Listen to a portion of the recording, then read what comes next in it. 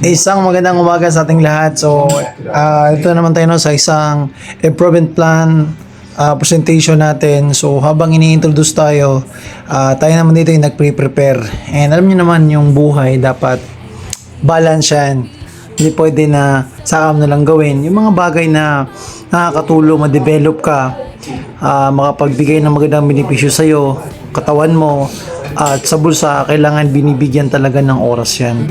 Okay, so ang maganda dyan, after ko mag-talk dito, syempre, banat agad. So, punta agad daw sa laro, no?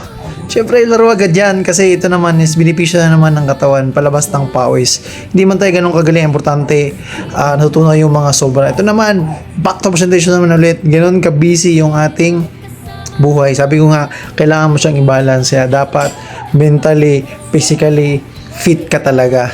And yun lang, no? Parehas yung pagod dito. Bibig yung nagsasalita, bibig yung laging gumagalaw.